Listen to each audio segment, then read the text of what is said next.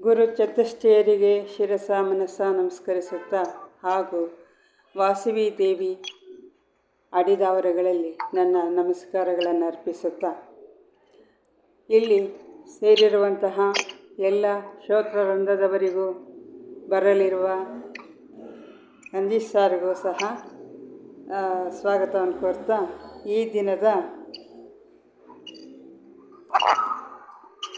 ವಾಸವಿ ದೇವಿ ದರ್ಶನಂ 159ನೇ page. ಅದನ್ನು ಮುಂದುವರಿಸೋಣ. ಜ್ಞಾನ ಸಪ್ತಾಹದ 6ನೇ ದಿನದ ಪ್ರವಚನ. ಸಪ್ತಾಹದ 6ನೇ ದಿನದ ಸತ್ಸಂಗ ಆರಂಭವಾಯಿತು. ಗುರುವರಿಯರು 3 ಬಾರಿ ಪ್ರಣವೋಚ್ಚಾರಣೆ ಮಾಡಿದರು. ಯೋಗೇಶ್ವರರಾದ ಭಾಸ್ಕರಾಚಾರ್ಯರು ಕಣ್ಮುಚ್ಚಿ ಅಥರ್ವಣ ವೇದದ ಈ ಮಂತ್ರವನ್ನು ಗಂಭೀರ ಧ್ವನಿಯಲ್ಲಿ ಸೌಮ್ಯವಾಗಿ ಪಠಿಸಿದರು. ಪ್ರಾಣಾಯ ನಮೋ ಯಸ್ಯ ಸರ್ವಮಿದಂ ವಶೇ ಯೋ ಭೂತಃ ಸರ್ವೇಶ್ವರೋ ಯಸ್ಮಿನ್ ಸವ ಪ್ರತಿಷ್ಠಿತಂ ಪ್ರಾಣಮಾಹುರ್ಮಾತರಿಶ್ವಾನ್ ವಾತೋಹ ಪ್ರಾಣ ಮುಚ್ಯತೆ ಪ್ರಾಣೋಹ ಭೂತಂ ಭವ್ಯಂಚ ಪ್ರಾಣಿ ಸರ್ವಂ ಪ್ರತಿಷ್ಠಿತಂ. ಎಂತಹ ಸೊಗಸಾದ ಸೂಕ್ತ!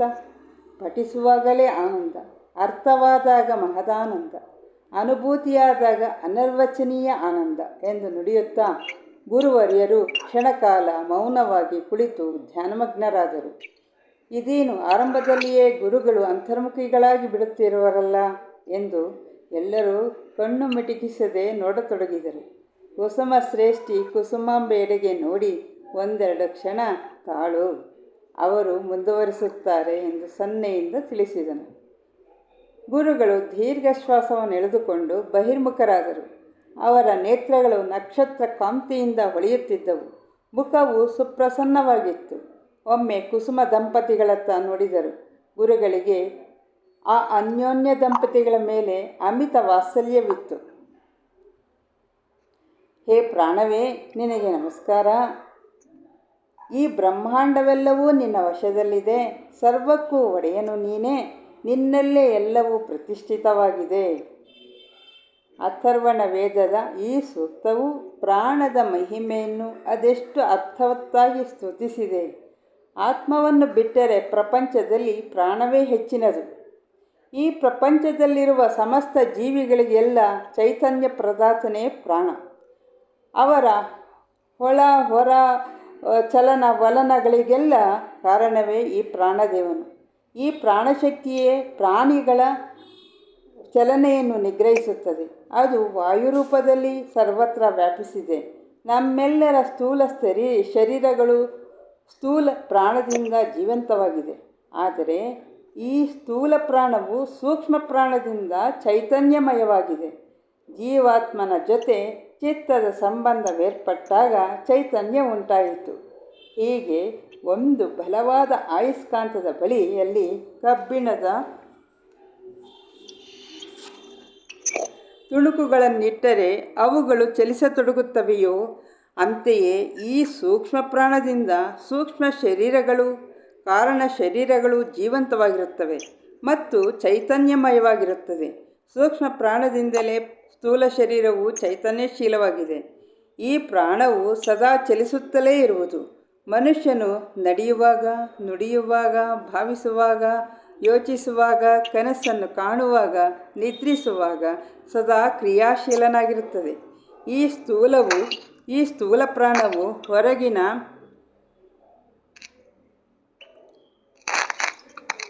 ಯಾರ್ದು ಸೌಂಡ್ ಬರ್ತಾ ಇದೆ?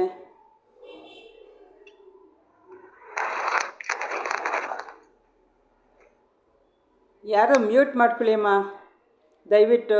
ರತ್ನಯ್ಯನ ಯಾರೋ ಇರ್ಬೋದೇನೋ, ಅವ್ರು ಗೊತ್ತಿಲ್ಲದೆ ಒತ್ತಿದ್ದೀರೇನೋ ನೋಡಿ ಮ್ಯೂಟ್ ಮಾಡಿ ದಯವಿಟ್ಟು.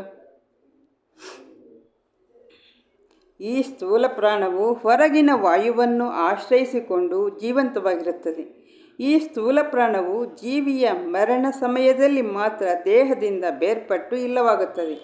ಆದರೆ ಸೂಕ್ಷ್ಮ ಪ್ರಾಣವು ಜೀವಿಗಳು ಮೋಕ್ಷವನ್ನು ಪಡೆಯುವ ತನಕ ಸಮಸ್ತ ಸೂಕ್ಷ್ಮ ಶರೀರ ಮತ್ತು ಕಾರಣ ಶರೀರಗಳನ್ನು ಸಚೇತನವಾಗಿಡುತ್ತದೆ. ಹಸಿವು, ನೀರಡಿಕೆಗಳು, ವಿಸರ್ಜನೆ ನಿದ್ರೆಗಳು ಪ್ರಾಣದೇವರಿಂದ ಉಂಟಾಗುತ್ತದೆ. ಎಂತಹ ಅದ್ಭುತ ವಿಲಾಸ ಶಕ್ತಿ ಪ್ರಾಣಕ್ಕಿದೆ!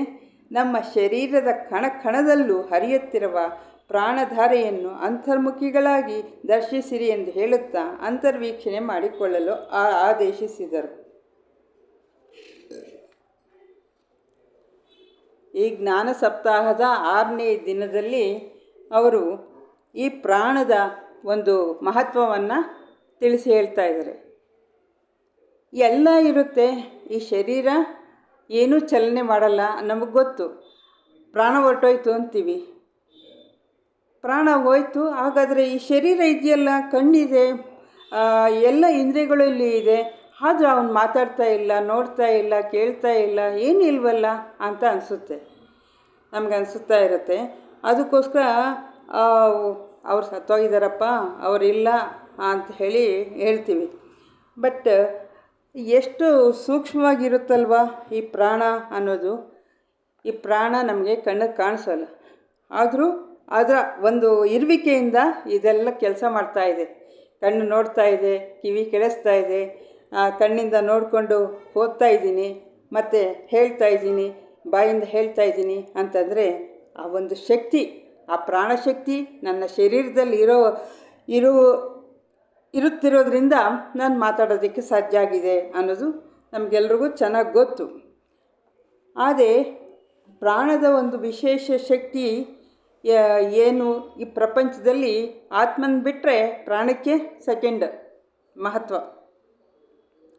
ಎಲ್ಲ ಕಡೆಯೂ ಆತ್ಮ ಸರ್ವವ್ಯಾಪಿ, ಸರ್ವಜ್ಞ, ಸರ್ವಶಕ್ತ ಅಂತ ಎಲ್ಲ ಹೇಳ್ತಾ ಬರ್ತೀವಿ. ಅದೇ ರೀತಿಲಿ ಪ್ರಾಣ ಇಲ್ಲದೆ ಇದ್ದರೆ ಏನು ಮಾಡೋಕ್ಕಾಗಲ್ಲ ಅನ್ನೋದು ನಮಗೆ ಗೊತ್ತು. ಆ ಚೈತನ್ಯ ಶಕ್ತಿ ಇಲ್ಲದೆ ಇದ್ದರೆ ನಾವೇನು ಮಾಡೋಕ್ಕೆ ಸಾಧ್ಯ ಇಲ್ಲ.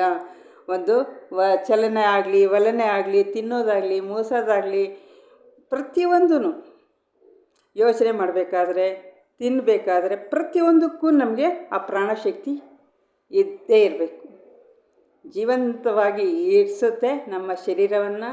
ಮತ್ತು ಶಾಖ ಉತ್ಪತ್ತಿ ಮಾಡ್ತಾ ಇರುತ್ತೆ.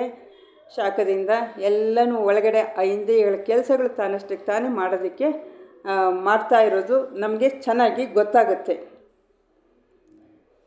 ಈ ಸ್ಥೂಲ ಶರೀರ, ಇದು ಸ್ಥೂಲ, ಸೂಕ್ಷ್ಮ, ಕಾರಣ 3 ಶರೀರಗಳು ಇದೆ ಅಂತ ನಮಗೆ ಗೊತ್ತಿದೆ. ಆದರೆ ಈ ಸ್ಥೂಲ ಶರೀರ ಯಾವುದರಿಂದ ನಡೀತಾ ಇದೆಯಪ್ಪ ಅಂತಂದರೆ ಸೂಕ್ಷ್ಮ ಶರೀರ. ಅದರ ಒಳಗಡೆ ಇರುವಂಥ ಸೂಕ್ಷ್ಮ ಶರೀರದಿಂದ ಸ್ಥೂಲ ಶರೀರ ನಡೀತಾ ಇದೆ.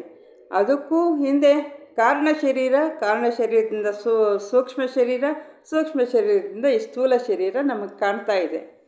ನಮಗೆ ಇದು ಕಾಣಲ್ಲ, ಸೂಕ್ಷ್ಮ ಶರೀರ ಕಾಣಲ್ಲ. ಇನ್ನು ಕಾರಣ ಶರೀರ ಎಲ್ಲಿ ಗೊತ್ತಾಗುತ್ತೆ ನಮಗೆ? ಕಣ್ಣುಗಳಿಗೆ ಈ ಅಗೋಚರವಾಗಿರುತ್ತೆ. ಇದೆಲ್ಲರೂ ನಮ್ಗೆ ತುಂಬ ಚೆನ್ನಾಗಿ ಗೊತ್ತಿರುತ್ತೆ. ಆದರೆ ಏನಪ್ಪ, ಹೆಂಗೆ ನಡೀತಾ ಇದೆ? ಹಾಗಾದರೆ ನಾನು ಇದ್ದೀನಲ್ಲ ಅಂತ ಅನಿಸುತ್ತೆ. ಅದು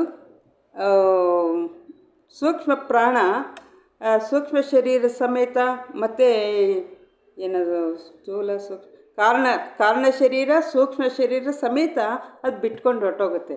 ಅದು ಬಿಡಿಸ್ಕೋಬೇಕಾದ್ರೆ, ಪ್ರಾಣ ಬಿಡಿಸ್ಕೋಬೇಕಾದ್ರೆ ಇಡೀ ಶರೀರನ ವ್ಯಾಪಿಸಿರುತ್ತಲ್ವ.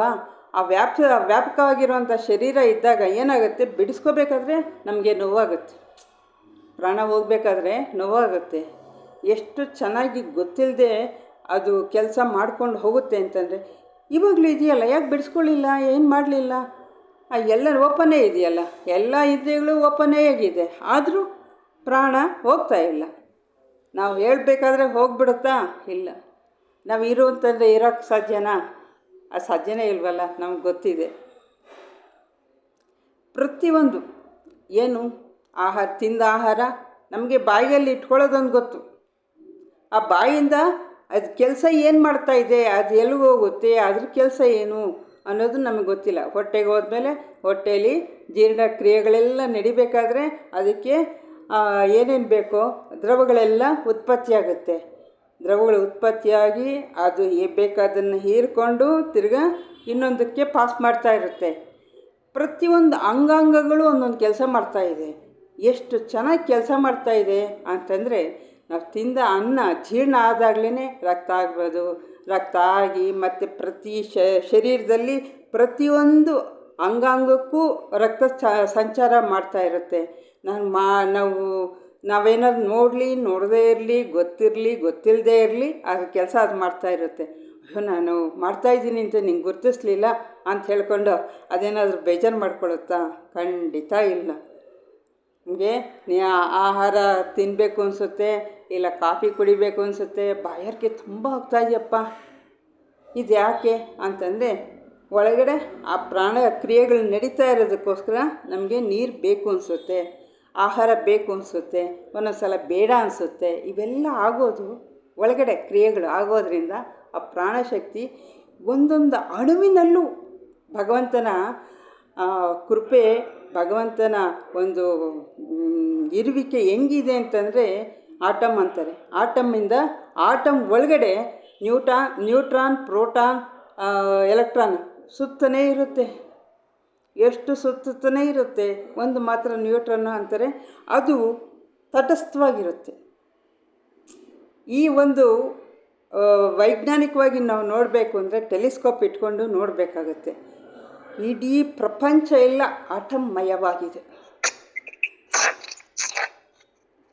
ನಂದಿ ಸರ್ ಬಂದಿದ್ದಾರಲ್ಲ, ನಮಸ್ಕಾರ ಸರ್. ನಮಸ್ಕಾರ ಸರ್. ನಮಸ್ಕಾರ. ಅದು ಆಟಮ್ಮಿಂದ ಎಲ್ಲ ಆಗಿದೆಯಲ್ಲ ಸರ್, ಇಡೀ ಪ್ರಪಂಚನೇ ಆಟಮ್.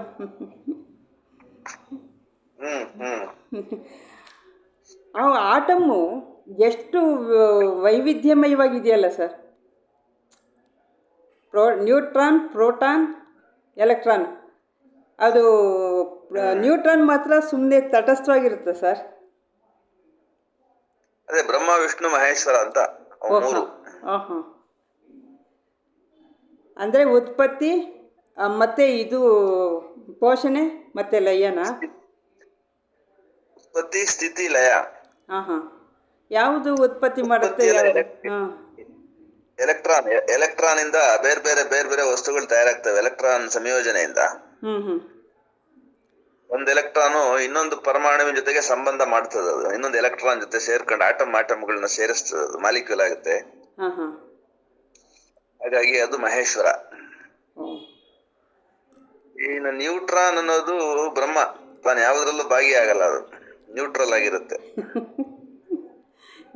ಪ್ರೋಟಾನ್ ಅನ್ನೋದು Vishnu. Vishnu. Neutron, electron, proton. Brahma, Vishnu, Maheshwara, ಮೂರು ಜನ. ಪ್ರೋಟಾನ್ ಏನ್ ಮಾಡುತ್ತೆ ಸರ್? ಸ್ಥಿತಿ ಮೇಂಟೈನ್ ಮಾಡೋದು, ಸ್ಥಿತಿನ. ಅಂದ್ರೆ ಅಣುವಿನಲ್ಲೇ ಅಷ್ಟು ಮಹತ್ವವಾದ ಒಂದು ಶಕ್ತಿ ಅಡಗಿದೆ. ಪರಮಾಣುವಿನ ಒಳಗಡೆಗೆ ಅದು ಕಡೆಯದಾಗಿ ತುದಿಗೆ ಶಂಕರಾಚಾರ್ಯರ ಮಟ್ಟಕ್ಕೆ ಬಂದಾಗ ಅದು ಇರಲ್ಲ, ಪರಮಾಣುವು ಇರಲ್ಲ, ಕೇವಲ ಪ್ರಜ್ಞೆ ಇರ್ತದೆ ಅಷ್ಟೇ. ಈ ಶರೀರಕ್ಕೆ ಎಲ್ಲ ಬೇಕು ಆಗಿದೆ ಅಷ್ಟೇ, ಆತ್ಮನಿಗೆ ಏನು ಬೇಕಾಗಿಲ್ಲ.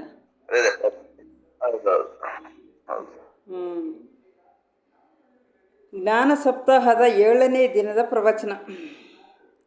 ಸಪ್ತಾಹದ 6 ದಿನಗಳು ಜ್ಞಾನಪ್ರದವಾಗಿ ಆನಂದಪ್ರದವಾಗಿ ಕಳೆದವು.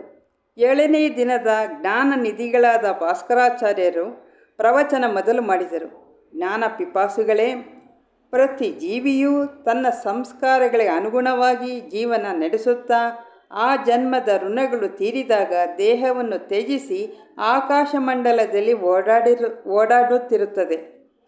ಜೀವಿಯು ತನ್ನ ಒಂದು ಜನ್ಮದ ಕಾಲಾವಧಿಯಲ್ಲಿ ತನ್ನ ಮುಖ್ಯ ಧ್ಯೇಯವನ್ನು ಸಾಧಿಸಿಕೊಳ್ಳದೆ ಹೋಗುವುದುಂಟು. ಅನೇಕ ಬಾಧೆಗಳು, ವಿಘ್ನಗಳು ಅವನಲ್ಲೇ ಮನೆ ಮಾಡಿಕೊಂಡಿರುವವು. ಅವನು ಆಲಸ್ಯ, ಪ್ರಮಾದ, ಸಂಶಯಾದಿ ಅನೇಕ ದೋಷಗಳಿಂದಾಗಲಿ ಪುರುಷಾರ್ಥಹೀನತೆಯಿಂದಲೂ ಧ್ಯೇಯ ಸಾಧನೆಯನ್ನು ಮಾಡಿಕೊಳ್ಳಲಾರದವನಾಗುತ್ತಾನೆ.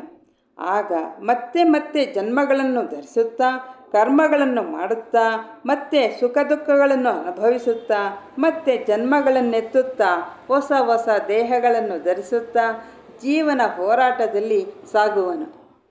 ಋಣಭಾರ ಹೆಚ್ಚಿಸಿಕೊಳ್ಳುತ್ತಾ ಕಾಮನೆಗಳನ್ನು ಜಯಿಸಿಕೊಳ್ಳಲಾರದೆ ಭವಚಕ್ರದಲ್ಲಿ ಮತ್ತೆ ಮತ್ತೆ ಸುತ್ತುವನು.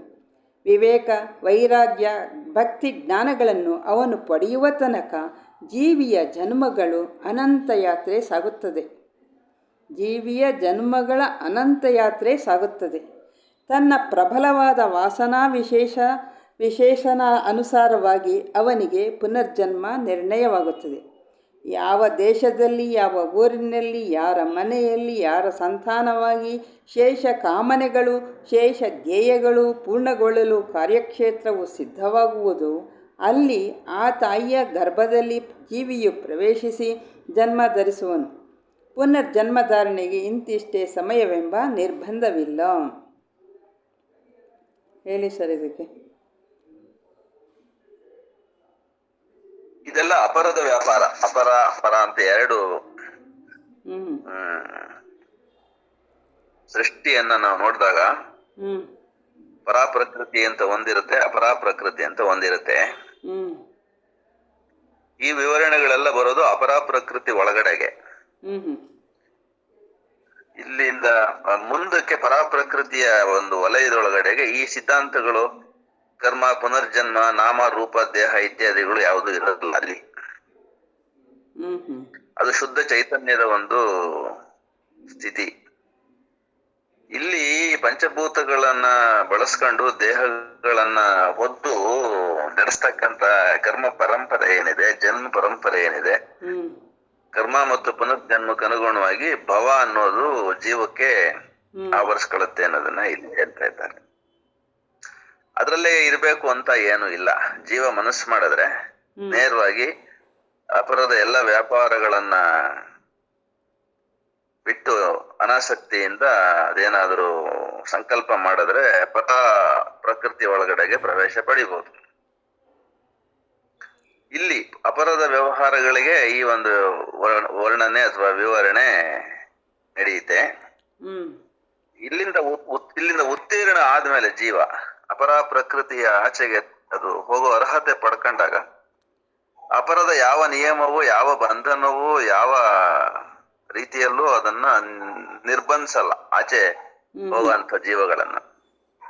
ಈಗ ಒಂದು ಸ್ಕೂಲ್ ಒಳಗಡೆಗೆ ಹೈಸ್ಕೂಲ್ SSLC ವರೆಗೂ ಇರ್ತದೆ ಕ್ಲಾಸಸ್ ಅಂತ ಅಂದ್ರೆ, ಅಲ್ಲಿ ಹೆಡ್ ಮಾಸ್ಟ್ರು ಒಬ್ಬ SSLC ಪಾಸ್ ಆದ ಹುಡುಗನ್ನ ಇಟ್ಕೊಳಕ್ ಬರಲ್ಲ,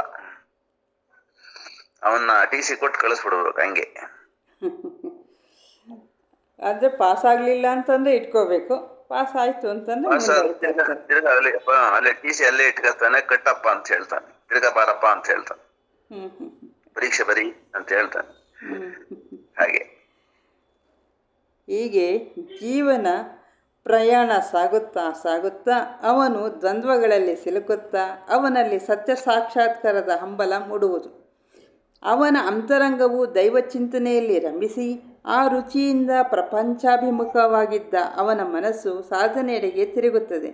ಮೊದಮೊದಲು ಗುರುಜನರ ಸತ್ಸಂಗ ಸಾನ್ನಿಧ್ಯಗಳಿಂದ ಪಡೆದ ಮಾರ್ಗದರ್ಶನದಿಂದ ಅವನು ನಿಧಾನವಾಗಿ ಕಣ್ತೆರೆದು ನಿಧಾನವಾಗಿ ಅಂತರಂಗ ಶುದ್ಧಿ ಮಾಡಿಕೊಳ್ಳತೊಡಗುವನು.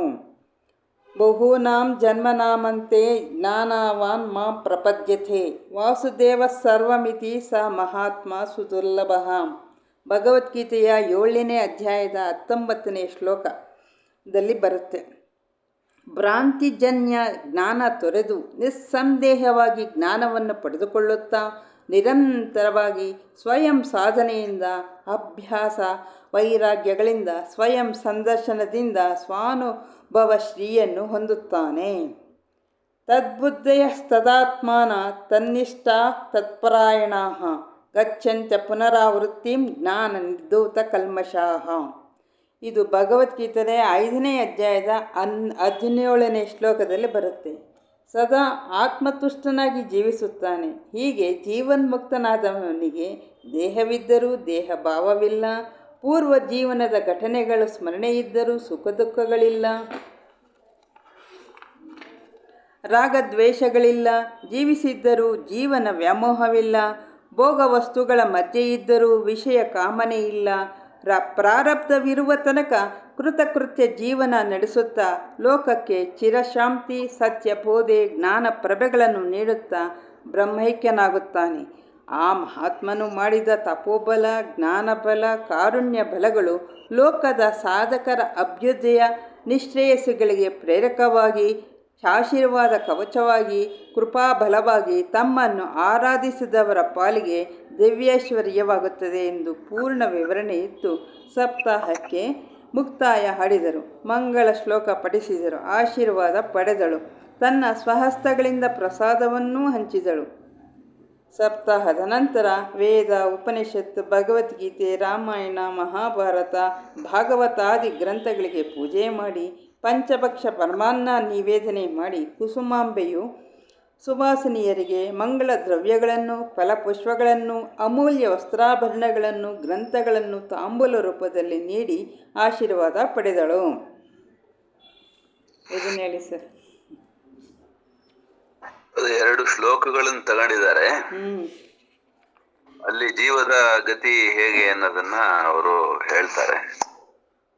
ಇಲ್ಲಿ ಯಾವ ತರದ ಕರ್ಮಗಳಲ್ಲಿ ತೊಡಗ್ತಾನೋ ಜೀವ, ಆ ತರದ ಗತಿ ಅಂದ್ರೆ ಸ್ಪೀಡು, ಎಕ್ಸಿಲರೇಷನ್, ಊರ್ಧ್ವಗಮನ ಅದು ಇರುತ್ತೆ. ಅದಕ್ಕೆ ಜ್ಞಾನ ಅಂತ ಕರೀತಾರೆ. ಜ್ಞಾನದಲ್ಲಿ 2 ತರ, ಒಂದು ಪ್ರಾಪಂಚಿಕ ಜ್ಞಾನ, ಇನ್ನೊಂದು ಆಧ್ಯಾತ್ಮಿಕ ಜ್ಞಾನ. ಪ್ರಾಪಂಚಿಕ ಜ್ಞಾನ ಎಲ್ಲ ಭ್ರಾಂತಿಜನ್ಯ. ಅದು ಇಂದ್ರಿಯಗಳ ಮೂಲಕ ನಮಗೆ ಪಡ್ಕೊಳ್ಳೋದ್ರಿಂದ ಅದೆಲ್ಲ ಭ್ರಾಂತಿ. ಅದು ಭ್ರಾಂತಿ ಅಂತ ಅಂದ್ರೆ ಏನಂದ್ರೆ ಇಲ್ಲೇ ಇರೋ ಜ್ಞಾನ ಅಂತಲ್ಲ, ಅದು ಆತ್ಮವನ್ನ ನಮಗೆ ತೋರಿಸೋದಿಲ್ಲ. ಅದು ಈ ಜಗತ್ತನ್ನ ಅರಿಯಲಿಕ್ಕೆ ಏನ್ ಬೇಕೋ ಅದನ್ನ ಅಷ್ಟೇ ತೋರಿಸುತ್ತದೆ, ಅಥವಾ ಅಷ್ಟ್ ಮಾತ್ರ ನಮಗೆ ಅದು ಉಪಯೋಗ ಬರುತ್ತದು. ಇಂದ್ರಿಯ ಜ್ಞಾನ, ಪ್ರಾಪಂಚಿಕ ಜ್ಞಾನ ಅದು ಯಾವತ್ತೂ ಪೂರ್ಣ ಅಲ್ಲ. ಯಾಕೆ ಅಂತ ಅಂದ್ರೆ ಪ್ರಪಂಚ ನಿರಂತರವಾಗಿ ಬದಲಾಗ್ತಾ ಇರುತ್ತೆ. ಹಾಗಾಗಿ ಪ್ರಾಪಂಚಿಕ ಜ್ಞಾನವೂ ಕೂಡ ಒಂದೇ ಇಲ್ಲ, ಬದಲಾಗ್ತಾನೆ ಹೋಗುತ್ತೆ. ವಿಜ್ಞಾನದ ಸಿದ್ಧಾಂತಗಳು ಕೂಡ ಒಂದೊಂದು ವರ್ಷ, 2 ವರ್ಷ, 3 ವರ್ಷಕ್ಕೆ ಹೊಸ ಹೊಸ ಸಿದ್ಧಾಂತಗಳನ್ನ ಕಂಡುಹಿಡಿತಾನೆ ಇರ್ತಾರೆ. ಹಳೆದನ್ನ ಬಿಟ್ಕೊಡ್ತಾರೆ, ಇಲ್ಲಾಂದ್ರೆ ಅದನ್ನ ಬದಲಾಯಿಸ್ತಾರೆ. ಹೀಗೆ ಆ ಕ್ಷಣಕ್ಕೆ ನಮಗೇನು ತೋರ್ತದೋ ಅದು ಭ್ರಾಂತಿ. ಅದು ವಸ್ತು ನಿಷ್ಠ ಅಥವಾ ಸತ್ಯ ಜ್ಞಾನ ಆಗಿರಕ್ ಸಾಧ್ಯ ಇಲ್ಲ. ಇಂದ್ರಿಯಗಳು ಯಾವುದೂನು ಸತ್ಯವನ್ನ ಅಂದ್ರೆ ಆಧ್ಯಾತ್ಮಿಕ ಸತ್ಯವನ್ನ ಗ್ರಹಿಸ್ಲಿಕ್ಕೆ ಶಕ್ತವಲ್ಲ. ಯಾವ ಇಂದ್ರಿಯವೂ ಕೂಡ, ಬುದ್ಧಿಯೂ ಕೂಡ ಸಾಧ್ಯವಿಲ್ಲ, ಮನಸ್ಸಿಗೂ ಸಾಧ್ಯವಿಲ್ಲ. ಹಾಗಾಗಿ ಇಂದ್ರಿಯಗಳಿಗಂತೂ ಸ್ವಂತ ಶಕ್ತಿ ಇಲ್ವೇ ಇಲ್ಲ. ಪ್ರಾಣ ಇದ್ರೆ ಕೆಲಸ ಮಾಡ್ತವೆ, ಇಲ್ಲಾಂದ್ರೆ ಮಾಡೋದೇ ಇಲ್ಲ. ಕಣ್ಣು ತಾನಾಗೆ ನೋಡಲ್ಲ, ಕಿವಿ ತಾನಾಗೆ ಕೇಳಲ್ಲ. ಹಾಗಾಗಿ ఇంద్రియಗಳಿಗೆ ఇంకోటి కావాలంట కోసంగా చెప్పిన మాట్లాడింది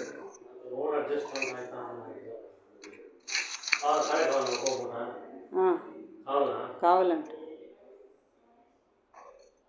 ಸರಿ ಸರ್, ಸಾರಿ, ನಾನು ಮೀಟ್ ಹಾಕ್ಕೊಳ್ಳದೆ ಮಾಡ್ತಾ ಇದ್ದೆ. Sorry sir. ಇದು ಯಾವುದೋ ಒಂದು ಜನ್ಮದೊಳಗಡೆಗೆ ಈ ಜ್ಞಾನ ನಮಗಾಗತ್ತೆ. ಆದಾಗ ವಾಸುದೇವ ಸರ್ವಮಿತಿ ಅನ್ನುವಂಥದ್ದು ಅಂದ್ರೇನು, ಎಲ್ಲ ವಸ್ತುಗಳಲ್ಲಿ ಪ್ರೋಟಾನ್, ನ್ಯೂಟ್ರಾನ್, ಎಲೆಕ್ಟ್ರಾನ್ಗಳು ಇದಾವೆ ಅಂತ ಭೌತ ವಿಜ್ಞಾನ ಹೇಳುತ್ತಲ್ಲ, ಹಾಗೆ ಎಲ್ಲ ದೇಹಗಳಲ್ಲಿರುವಂಥದ್ದು ಒಂದು ಯಾವುದೋ ಇದೆ ಸತ್ಯ ಅನ್ನೋದು ಯಾವುದೋ ಒಂದು ಜನ್ಮದಲ್ಲಿ ನಮಗೆ ಹೊಳೆಯುತ್ತೆ. ಅದು ಯಾರೋ ಒಬ್ಬ ತಿಳಿದವನಿಂದ, ಜ್ಞಾನಿಯಿಂದ ಅಥವಾ ಗುರುವಿನಿಂದ ಯಾವುದೋ ಒಂದು ವಿಶೇಷವಾದ ಪುಣ್ಯ ಪ್ರಾಪ್ತಿಯಿಂದ ಸಿಕ್ಕಿಬಿಡ್ತದೆ. ಆ ಜ್ಞಾನ ಇರುವಂತವನೊಬ್ಬ ಸಿಗ್ತಾನೆ. ದುರ್ಲಭ, ಅಷ್ಟು ಸುಲಭವಾಗಿ ಸಿಕ್ಕಲ್ಲ ಜಗತ್ನಲ್ಲಿ. ಆದ್ರೆ ತಿಳಿದವರಿದ್ದಾರೆ, ಬಲ್ಲವರಿದ್ದಾರೆ. ಕರ್ಮಧರ್ಮ ಸಂಯೋಗವಾದ ಜೀವಕ್ಕೆ ಅವನು ಕಾಣಿಸ್ಕೊತಾನೆ, ಆ ಗುರು ಕಾಣಿಸ್ಕೊತಾನೆ. ಆಗ ಭ್ರಾಂತಿಯನ್ನ ತೊರಿತಾನೆ, ಆತ್ಮಜ್ಞಾನದ ಕಡೆಗೆ ಅಭ್ಯಾಸ, ವೈರಾಗ್ಯ ಇವುಗಳನ್ನ ಮಾಡ್ತಾ ಸಾಧನೆ ಮಾಡ್ತಾ ಅಂತರಂಗ ದರ್ಶನ ಆಗುತ್ತೆ, ಆತ್ಮದರ್ಶನ ಆಗುತ್ತೆ. ಒಳಗಡೆಗೆ ಆ ಒಂದು ಸಂಪತ್ತನ್ನ ಅವನು ಕಾಣ್ತಾನೆ. ಹೊರಗಿನ ಬಾಹ್ಯ ಪ್ರಪಂಚದ ಸಂಪತ್ತಿಗಿಂತಲೂ ಅತಿಶಯವಾದಂತಹ ಸಂಪತ್ತು ಆತ್ಮಶ್ರೀ ಅಂತ. ಆತ್ಮದ ಸಂಪದ ಏನಿದೆ ಅದನ್ನ ಅವನು ಯಾವಾಗ ತಿಳಿತಾನೋ ಅವಾಗ ಬಹಿರಂಗದ ಕಡೆಗೆ ಅವನಿಗೆ ಅನಾಸಕ್ತಿ ಅನ್ನೋದು ಸಹಜವಾಗಿ ಬರುತ್ತೆ. ಆವಾಗ ತತ್ ಬುದ್ಧಯ ತತ್ ಆತ್ಮನಃ ತನ್ನಿಷ್ಠ ತತ್ಪರಾಯಣ ಅನ್ನೋಂಥ ಒಂದು ಅವಸ್ಥೆ ಬರುತ್ತೆ.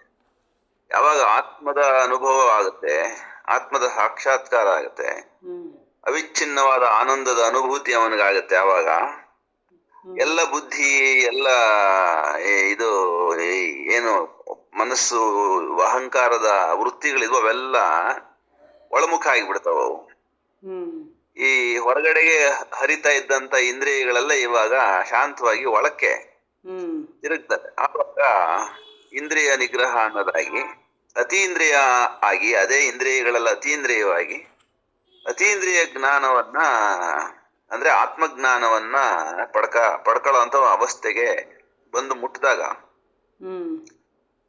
ಅದೇ ಇಷ್ಟ ಆಗತ್ತೆ. ಬಹಿರಂಗದ ಯಾವ ವಸ್ತು ನೋಡಿದ್ರು ಬೇಡಪ್ಪ, ಅದೇನ್ ಬೇಡ ಅಂತ ಅನ್ನಿಸ್ತದೆ. ಇಷ್ಟೇ ಸಾಕು ನನಗೆ, ಒಳಗಡೆ ಆನಂದವಾಗಿ ನೆಮ್ಮದಿಯಾಗಿದ್ದೀನಿ ಅಂತ ಅನ್ಸುತ್ತಲ್ಲ, ಅದೇ ಆನಂದದಲ್ಲಿ ಪರಾಯಣನಾಗ್ತಾನೆ. ಅಂದ್ರೆ ಅದನ್ನೇ ಸದಾಕಾಲ ಮನಸ್ಸಿನೊಳಗಡೆಗೆ ಅಂತ ಆತ್ಮದ ದರ್ಶನವನ್ನ, ಆತ್ಮದ ಸಾಂಗತ್ಯವನ್ನ ಅಷ್ಟೇ ಬಯಸ್ತಾ ಇಂದ್ರಿಯಗಳ ಸಾಂಗತ್ಯದಿಂದ ದೂರ ಆಗಿಬಿಡ್ತಾನೆ. ಗಚ್ಚಂತಿ ಪುನರಾವೃತ್ತಿ ಜ್ಞಾನ ನಿರ್ಧೂತ ಕಲ್ಮಷಾಹ ಅಂತ. ಸೊ ಹೀಗೆ ಅವಸ್ಥೆ ಬಂದಾಗ ಅವನಿಗೆ ಕಾಲದೇಶ ನಾಮರೂಪಗಳ ಆಚೆಗಿರ್ತಕ್ಕಂಥ ತನ್ನದೇ ಇರವಿನ ಅರಿವು ಉಂಟಾಗತ್ತೆ. ದೇಹ ಭಾವ ಹೋಗತ್ತೆ. ದೇಹದಲ್ಲಿ ಇದ್ದಾಗಲೇ ಅದಾಗತ್ತದು. ರಾಗದ್ವೇಷಗಳಿಲ್ದಂಗೆ ಜೀವಿಸ್ತಾನೆ. ಯಾವುದೇ ವ್ಯಕ್ತಿ ಬಗ್ಗೆ, ವಿಷಯದ ಬಗ್ಗೆ, ವಸ್ತು ಬಗ್ಗೆ, ಆಸ್ತಿ ಪಾಸ್ತಿ ಬಗ್ಗೆ, ಸ್ಥಾನಮಾನಗಳ ಬಗ್ಗೆ ಅವನಿಗೆ ಆಸಕ್ತಿ ಹೊರಟೋಗುತ್ತೆ, ವ್ಯಾಮೋಹ ಹೊರಟೋಗುತ್ತೆ. ಭೋಗ ವಸ್ತುಗಳು ಸುತ್ತ ಇದ್ರು, ಇಂದ್ರಿಯಗಳಿದ್ರು, ಇಂದ್ರಿಯಗಳ ಮಧ್ಯೆ ಇದ್ರು ತಾನು ಕಾಮನೆ ಇಲ್ಲದಂತೆ ಲೋಕದಲ್ಲಿ ಒಬ್ಬ ಆದರ್ಶ ಪುರುಷನಂತೆ, ಭಗವಂತನ ಪ್ರತಿನಿಧಿಯಂತೆ ಶಾಂತಿಯಿಂದ, ಸತ್ಯದಿಂದ, ಜ್ಞಾನದಿಂದ ಪ್ರಭೆಯನ್ನ ಸೂಸ್ತಾ ಮಾನವರ ಮಧ್ಯೆ ಇರ್ತಾನೆ. ಕೃತಕೃತ್ಯವಾದ ಜೀವನ ಅಂದ್ರೆ ಏನು ಅನ್ನೋದಕ್ಕೆ ಉದಾಹರಣೆ ಆಗ್ತಾನೆ. ಅವನ ದೇಹದ ಅವಸಾನ ಕಾಲ ಬಂದಾಗ ಮತ್ತೆ ಅವನು ಅದಕ್ಕೇನ್ ತಲೆ ಕೆಡಿಸ್ಕೊಳ್ಳಲ್ಲ. ದೇಹ ಹೋಯ್ತು ಅಂತ ಹೇಳಿ ದುಃಖಿಸಲ್ಲ. ಅವನಿಗೆ ರೋಗನೂ ಅಷ್ಟಾಗಿ ಬಾಧಿಸಲ್ಲ. ಯಾಕಂದ್ರೆ ಆನಂದದಲ್ಲೇ ಯಾವಾಗಲೂ ಅವನ ಅಂತರಂಗದಲ್ಲಿ ನಿಹಿತನಾಗಿರ್ತಾನಾದ್ರಿಂದ ದೇಹ ಅನ್ನೋದು ಅದಕ್ಕೆ ಅನುಗುಣವಾಗಿ ಸ್ಪಂದಿಸ್ತದಾದ್ರಿಂದ ದೇಹ ಜೀವ ಸೆಪರೇಟ್ ಆಗುವಾಗ ಅವನಿಗೆ ಬಾಧೆ ಇರಲ್ಲ. ಆನಂದವಾಗಿ ದೇಹವನ್ನ ಬಿಟ್ಕೊಟ್ಟು ಜೀವ ಹೊರಟೋಗುತ್ತೆ. ಇಂಥ ಜ್ಞಾನಿ, ಇಂತಹ ತಪಸ್ವಿ ದುರ್ಲಭ, ಅಪರೂಪದಲ್ಲಿ ಅಪರೂಪ. ಬಟ್ ಅವ್ರು ಇರ್ತಾರೆ. ಅಂಥ ಮಹಾತ್ಮರು ನಮಗೆ ನಿಶ್ರೇಯಸ ಅಂದ್ರೆ ಏನು, ಆತ್ಮಜ್ಞಾನ ಅಂದ್ರೆ ಏನು, ಅದು ಸಾಧನೆ ಹೇಗೆ ಅನ್ನೋದನ್ನ ತಾವು ಸಾಧಿಸಿ ಅದನ್ನ ಉದಾಹರಣೆಯಾಗಿ ತೋರಿಸಿ ಹೋಗುವಾಗ ಅಂಥದ್ದೊಂದು ಸಾಧನೆ ನಾವು ಮಾಡಬೇಕು, ಅಂಥದ್ದೊಂದು ತೃಪ್ತಿಯನ್ನ, ಪೂರ್ಣ ಆನಂದವನ್ನು ನಾವು ಅನುಭವಿಸಬೇಕು ಅನ್ನೋಂಥದ್ದೊಂದು ಕಾಮನೆ ಆ ಜೀವಕ್ಕೆ ಬಂದಾಗ ಅದು ಆ ಮಾರ್ಗದಲ್ಲಿ ಅತ್ಯಂತ ವೇಗವಾಗಿ ಸಾಧನೆಗೆ ತೊಡಗುತ್ತದೆ. ಹಾಗಾಗಿನೇ ಉಪದೇಶ ಅಂತ ಕರೆಯೋದು, ಅಥವಾ ಗುರು ಪ್ರಾಪ್ತಿ ಅಂತ ಹೇಳಿ ಕರೆಯೋದು, ಗುರುವಿನ ಆಶೀರ್ವಾದ ಅಂತ ಕರೆಯೋದು, ಗುರುವಿನ ಕೃಪೆ ಅಂತ ಕರೆಯೋದು ಅದೇ ಕಾರಣಕ್ಕಾಗಿ. ಎಲ್ಲ ಜೀವರುಗಳಿಗೆ ಅದು ಸಿಕ್ಕಲ್ಲ ಸುಲಭವಾಗಿ. ಸಿಕ್ಕಿದವರು ಪುಣ್ಯವಂತರು. ಹಂಗಾಗಿ ಸಿಕ್ಕಿದೆ ಅಂತ ಹೇಳಿ ನಾವು ನಿಸ್ಸಂಶಯವಾಗಿ ಭಾವಿಸ್ಬೋದು. ಅಂದರೆ ಸರ್, ಪ್ರಾಣ ಹೋಗಬೇಕಾದ್ರೆ ನಮಗೆ ಸೂಕ್ಷ್ಮ ಶರೀರ ಎಲ್ಲ ಬಿಡಿಸ್ಕೊಂಡು ಹೋಗ್ಬೇಕಾದ್ರೆ ನೋವಾಗುತ್ತಲ್ವಾ? ಈ ಯಾವುದು ಆಗೋದಿಲ್ಲ, ಯಾವುದು ಆಗೋದಿಲ್ಲ. ಅದು ಆಗೋಲ್ಲ. ಅದು ಆಗದಿರೋ ರೀತಿಲಿ ನಾವು ಇಲ್ಲಿ ಸಾಧನೆ ಮಾಡಬೇಕಾಗತ್ತೆ. ಜ್ಞಾನಿ ಆದವನು ಅದನ್ನು ಕಂಡ್ಕತ್ತಾನೆ. ದೇಹದಿಂದ ನಾನು ಭಿನ್ನ ಅನ್ನೋದನ್ನು ಕಂಡ್ಕತ್ತಾನಲ್ಲ, ಆವಾಗ್ಲೇನೆ ಅವನಿಗೆ ದೇಹ ಅನ್ನೋದು ಶೀರ್ಣ ಆಗ್ತಾ ಹೋಗುತ್ತೆ, ಅಮುಖ್ಯ ವಸ್ತು ಆಗ್ತಾ ಹೋಗುತ್ತೆ. ಅದಕ್ಕೆ ಎಷ್ಟು ಬೇಕೋ ಅಷ್ಟು ಬೆಲೆ ಕೊಡ್ತಾನೆ, ಹೆಚ್ಚು ಬೆಲೆ ಕೊಡಕ್ ಹೋಗಲ್ಲ. ಅದಕ್ಕೆ ಅಂಟ್ಕೊಳಕ್ ಹೋಗಲ್ಲ ಅವನು. ಈಗ ಮಾವಿನ ಹಣ್ಣು ಹಣ್ಣಾದ್ಮೇಲೆ ಕಳಚ್ಕೊಳ್ಳೋದಕ್ಕೆ ನೋವಾಗತ್ತ, ಮಾವಿನ ಮರಕ್ಕೆ ತಾನಾಗಿ ಬಿದ್ದೋಗುತ್ತೆ. ತಾನಾಗೆ ಬಿದ್ದೋಗುತ್ತೆ. ಹಂಗೆ ದೇಹ ತಾನಾಗೆ ಬಿದ್ದೋಗುತ್ತೆ.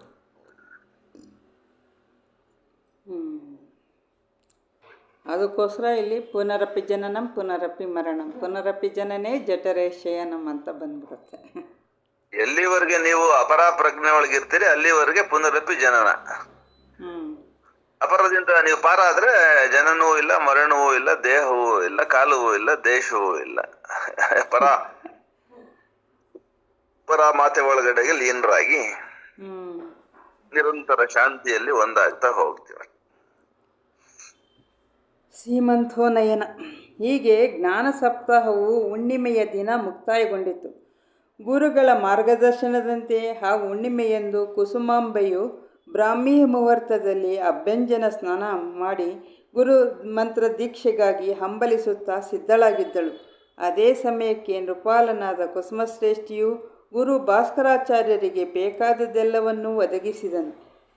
ಕುಸುಮಾಂಬೆಯ ಮಾತಾಪಿತೃಗಳು ಪ್ರಶಾಂತವಾದ ಪೂಜಾ ಮಂದಿರದಲ್ಲಿ ಒಂದು ಕಡೆ ಗುರುಗಳಿಗೂ ಮತ್ತು ಗುರುಪತ್ನಿಗೂ ಆಸನವನ್ನು ಸಿದ್ಧಗೊಳಿಸಿ, ಇನ್ನೊಂದು ಕಡೆ ಕುಸುಮಾಂಬೆ ಆಸೀನಳಾಗಲು ಅನುಕೂಲಕರ ಆಸನವನ್ನು ಅಣಿ ಮಾಡಿದ್ದರು.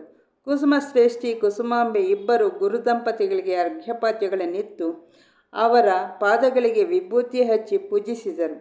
ರಾಜನು ಅವರ ಕೊರಳಿಗೆ ಪುಷ್ಪಮಾಲೆಯನ್ನು ಹಾಕಿ ಸಾಷ್ಟಾಂಗ ಪ್ರಣಾಮ ಮಾಡಿದನು. ಕುಸುಮಾಂಬೆ ಗುರುಮಾತೆಗೆ ಪುಷ್ಪಮಾಲಿಕೆಯನ್ನು ಹಾಕಿ ಗುರುಮಾತೆಗೆ ಶಿರಬಾಗಿ ಕುಸುಮಾಂಬೆ ದೀಕ್ಷೆಗಾಗಿ ಹಂಬಲಿಸಿದಳು.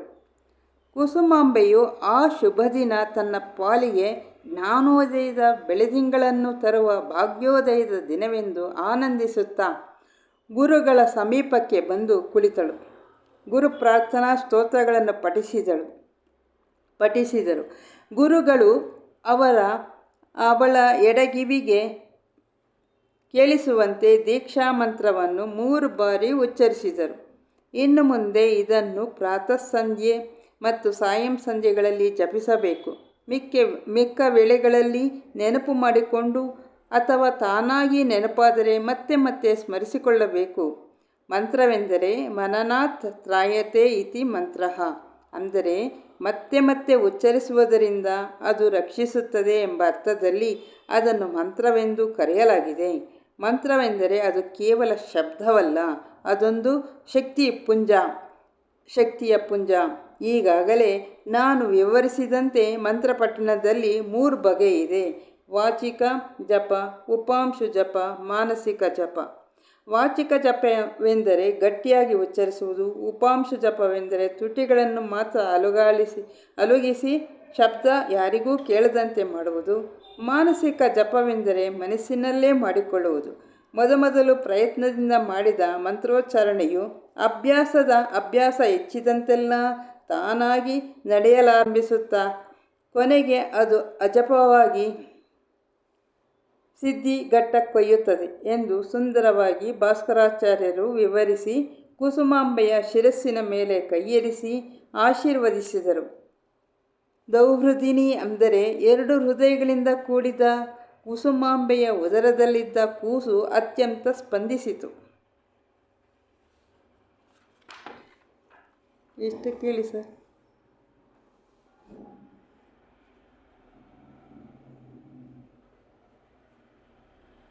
ನಂದೀಶ್ ಸರ್.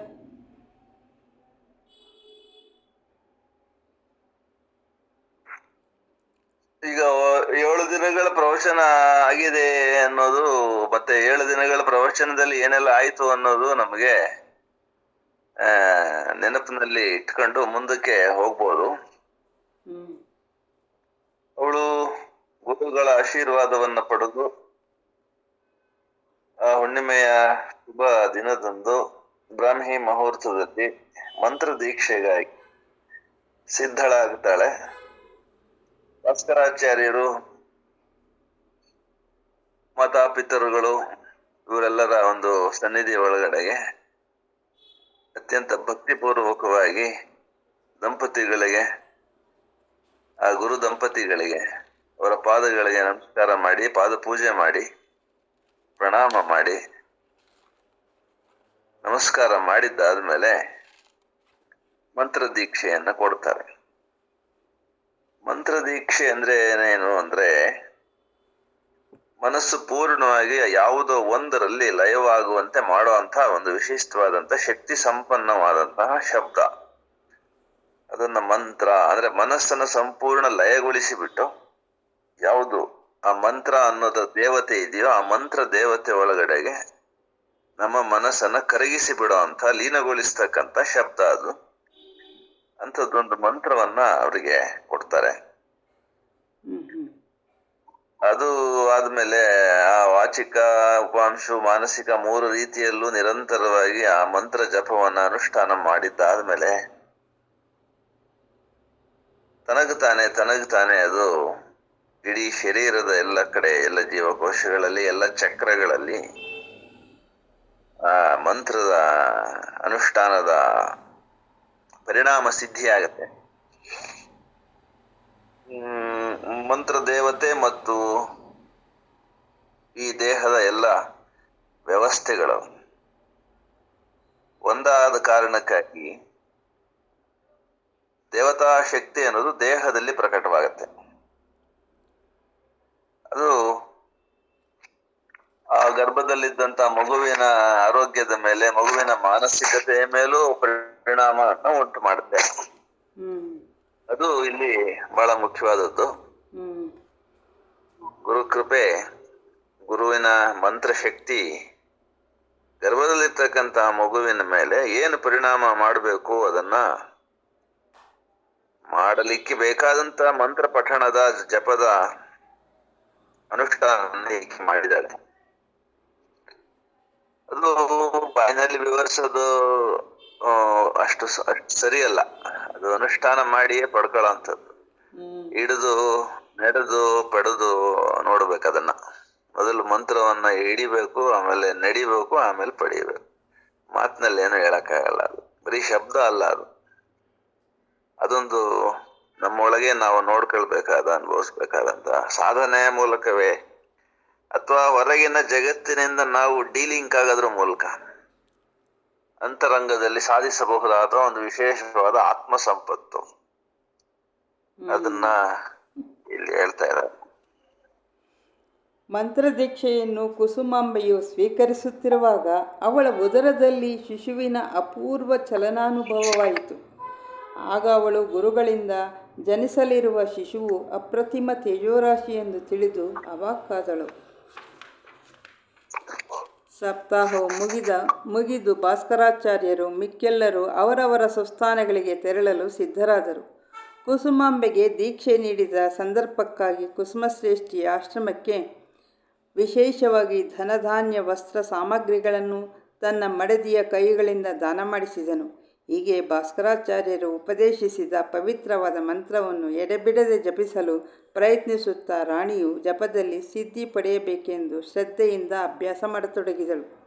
ನಿರಂತರವಾಗಿ ಉಸಿರಾಟದೊಡನೆ ಮಂತ್ರವನ್ನು ಸೇರಿಸಿಕೊಂಡು ಮಾಡುವ ಪ್ರಯತ್ನದಲ್ಲಿ ಸ್ವಲ್ಪ ಮುಂದುವರೆದಳು. ನಿಂತಲ್ಲಿ, ಕೂತಲ್ಲಿ, ಮಲಗಿದಲ್ಲಿ, ಓಡಾಡುವಲ್ಲಿ ತನಗೆ ತಾನೇ ಜಪವು ನಡೆಯತೊಡಗಿತ್ತು. ಕುಸುಮಾಂಬೆಯ ಜಪಯೋಗ ಸಾಧನೆಯಲ್ಲಿ ಅವಳಿಗೆ ಏಕಕಾಲದಲ್ಲಿ ಗರ್ಭದಲ್ಲಿ 2 ಕಡೆ ಚಲನವಲನದ ಅನುಭವವಾಗುತ್ತಿತ್ತು. ಕುಸುಮ ಶ್ರೇಷ್ಠಿಯು ಅವಳಿ ಮಕ್ಕಳಿರಬಹುದೇನೋ ಎಂದು ಹಾಸ್ಯಗೈದಾಗ ರಾಣಿಗೆ ಆನಂದ ಒಂದು ಕಡೆ, ಆತಂಕ ಒಂದು ಕಡೆ ಅನುಭವವಾಗುತ್ತಿತ್ತು. ಮಂತ್ರದೀಕ್ಷೆ ಪಡೆದಂದಿನಲ್ಲೂ ಅದೆಲ್ಲ ವಿವರಣೆ ನಾನು ಕೊಡೋದಕ್ಕೆ ಸಾಧ್ಯ ಇಲ್ಲ ನಿಮಗೆ.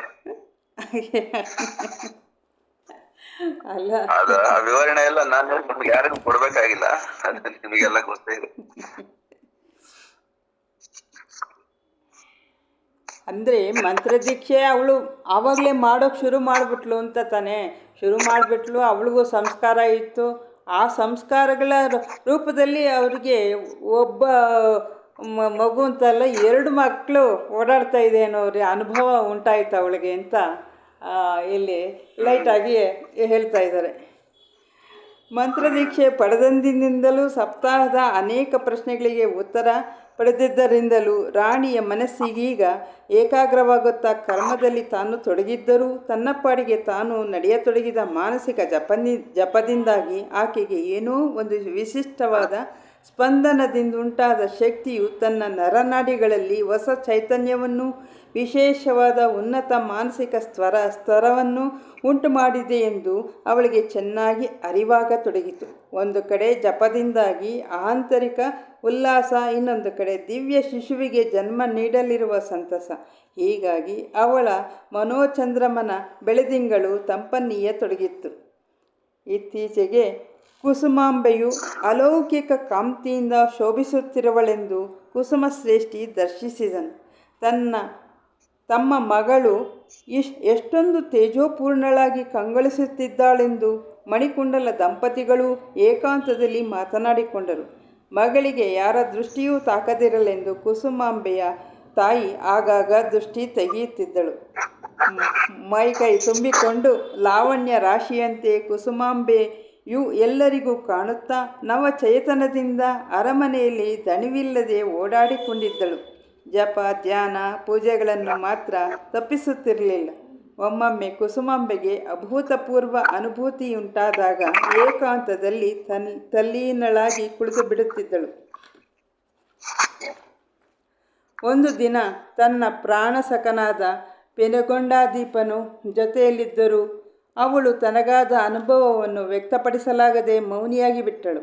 ಆಗ ರಾಜನಿಗೆ ಅಚ್ಚರಿ ಆನಂದಗಳೆರಡೂ ಒಟ್ಟಿಗೆ ಅನುಭವವಾಗಿ, ರಾಣಿ, ನಾನು ಹೆಣ್ಣಾಗಿದ್ದರೆ ಎಷ್ಟು ಚೆನ್ನಾಗಿರುತ್ತಿತ್ತು, ಇಂತಹ ಅನುಭವ ನನಗೂ ಆಗುತ್ತಿತ್ತು, ಆಗ ನಿನ್ನಿಂದ ಕೇಳಿ ತಿಳಿಯಬೇಕಾಗುತ್ತಿರಲಿಲ್ಲ ಎಂದು ಹಾಸ್ಯವಾಗಿ ನುಡಿದನು.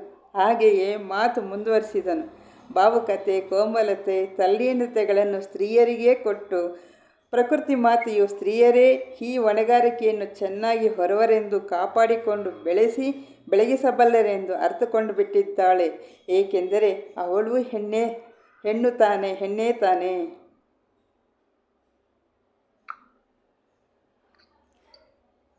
ಸ್ವಲ್ಪ ಹೇಳ್ಬಿಡಿ ಸರ್. ಸೃಷ್ಟಿ ವ್ಯಾಪಾರ ಪ್ರಕೃತಿ ಕೆಲಸ, ಅದು ಅತ್ಯಂತ ಪ್ರಕೃತಿ ಕಾರ್ಯವನ್ನ ಹೆಣ್ಣಿಗೆ ಕೊಟ್ಟಿದ್ದಾರೆ. ಪುರುಷ ಸಾಕ್ಷಿಯಾಗಿ ನೋಡ್ತಂದ್ಬಿಟ್ರೆ ಪ್ರಕೃತಿಯಲ್ಲಿ ಏನ್ ನಡೀತಾ ಇದೆ, ಹೇಗೆ ನಡೀತಾ ಇದೆ ಅನ್ನೋದನ್ನ ಅವಳು ಬಿಟ್ಕೊಡಲ್ಲ. ಅದನ್ನ ಮಾಯೆ ಅಂತ ಕರೀತಾರೆ. ಅವಳು ಯಾರಿಗೂ ಅದನ್ನ ತೋರಲ್ಲ ಅದನ್ನ. ಹಂಗಾಗಿ ಪುರುಷನಿಗೆ ಸಾಕ್ಷಿಯಾಗಿರೋದು ಬಿಟ್ರೆ ಬೇರೆ ಇನ್ನೇನು ಅಲ್ಲಿ ಒಂದು ನಡೆಯಲ್ಲ. ಆಮೇಲೆ ಹಿಂಗ್ ಮಾಡು ಹಂಗ್ ಮಾಡು ಅಂತ ಹೇಳೋ ಅಧಿಕಾರವೂ ಆತನಿಗಿಲ್ಲ. ಪ್ರಕೃತಿ ಕೈಗೆತ್ಕೊಂಡ್ಮೇಲೆ ಮುಗೀತು. ಅದನ್ನ ತನಗೆ ಹೆಂಗ್ ಬೇಕೋ ಹಂಗ್ ಮಾಡುತ್ತೆ. ಹೆಂಗ್ ಮಾಡ್ತೀನಿ ಅನ್ನೋದನ್ನ ಯಾರಿಗೂ ಅದು ಹೇಳಲ್ಲ. ಅದು ರಹಸ್ಯ. ಅದನ್ನ ಇಲ್ಲಿ ಮಾರ್ಮಿಕ ಅಂತ ಹೇಳಿದ್ದಾರೆ. ಅದು ಸಾಕು, ಅಷ್ಟು ಎಲ್ರಿಗೂ ಅರ್ಥ ಆಗತ್ತೆ ಅಂತ ಹೇಳ್ತಾ ಸಮಯ ಆಯ್ತು ನನ್ಗೆ. ಎಲ್ರಿಗೂ ನಮಸ್ಕಾರ. ನಮಸ್ಕಾರ ಸರ್. ತುಂಬ ಧನ್ಯವಾದಗಳು. ಮುಂದಿನ ವಾರನೂ ಬರಬೇಕು ಸರ್. ಹಾಗೆ ನಮಸ್ಕಾರ.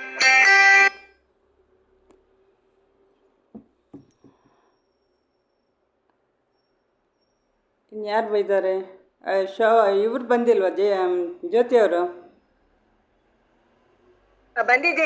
ಬಂದಿದ್ದೀರಾ? ಹಾಂ, ತುಂಬ ಸಂತೋಷ. ಲೇಟ್ ಆಗೋಯ್ತು. ಗಾಡಿ ಬುಕ್ ಮಾಡ್ಕೊಂಡ್ ಬರೋದು, ಮನೆ ಬರೋದ್ಕ ಊಟ ಮುಗಿಸೋದು 4 ಗಂಟೆ ಆಗೋಯ್ತು. ಸ್ವಲ್ಪ ರೆಸ್ಟ್ ತಗೊಂಡು ನಾನು ಜಾಯ್ನ್ ಆಗಿದ್ದೆ. ಹಂಗಾಗಿ ನೋಡಿದೆ. ಸರಿ, 4 ಗಂಟೆ. ನಾನು ಸ್ವಲ್ಪ ಲೇಟಾಗಿ ಆಗೋಯ್ತು. ಹೌದಾ?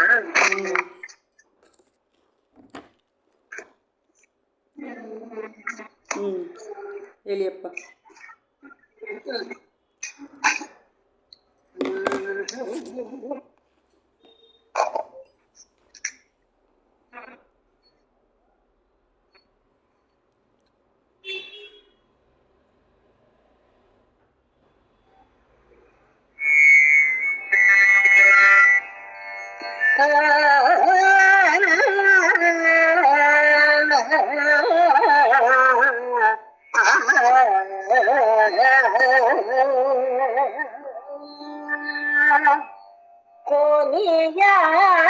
ಕೋನಿಯಾಡಿ ಮನಸೇನು ಮಾಡೆನು ಬಿನಿದು ಮಹಿಮನು ಈಚ ತುಂಡಲೇನು. ಕೋನಿಯಾಡಿ ಮನಸೇನು ಮಾಡೆನು ಬಿನಿದು ಮಹಿಮನು ಈಚ ತುಂಡಲೇನು.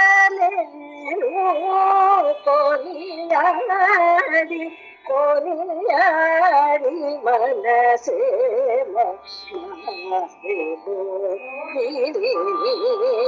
ಮಹಿಮನು ಈಚ ತುಂಡಲೇನು. ಕೋನಿಯಾಡಿ ಕೊನೆಯಾಡಿ ಮನಸೇನು ಮಹಿಮನು ತುಂಡಲೇನು ಕೊನೆಯಾಡಿ ಕೊನೆಯಾಡಿ ಮನಸೇನು ಮಹಿಮನು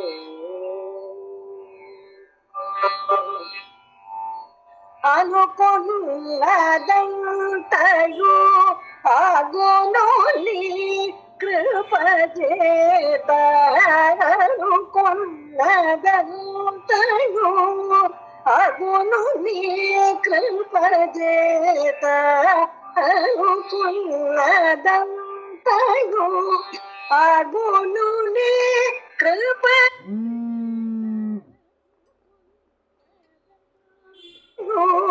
ఆగును నీ కృపజేత అనుమానమింతయు లేదమ్మ శ్రీమాత అనుమానమింతయు లేదమ్మ శ్రీమాత కొలియాడి కొలియాడి మనసేను వీలేదు మహిమను ఈచకుండలేను కొనియాడి కొనియాడి మనసేను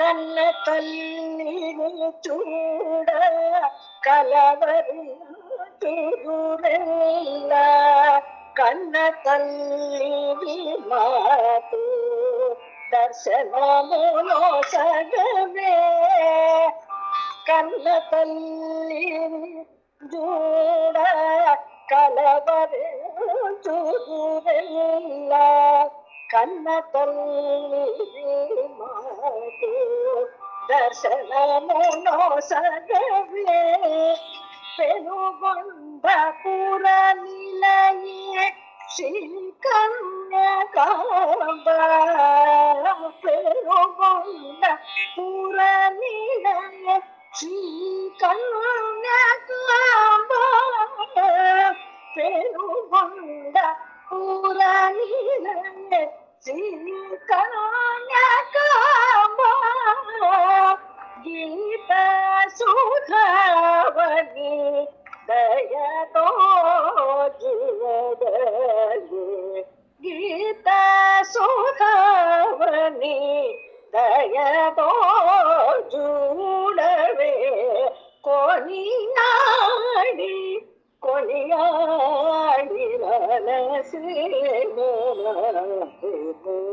వినేలేదు మహిమను ఈచటుండలేను కొనియాడి కొనియాడి మనసేను మారెను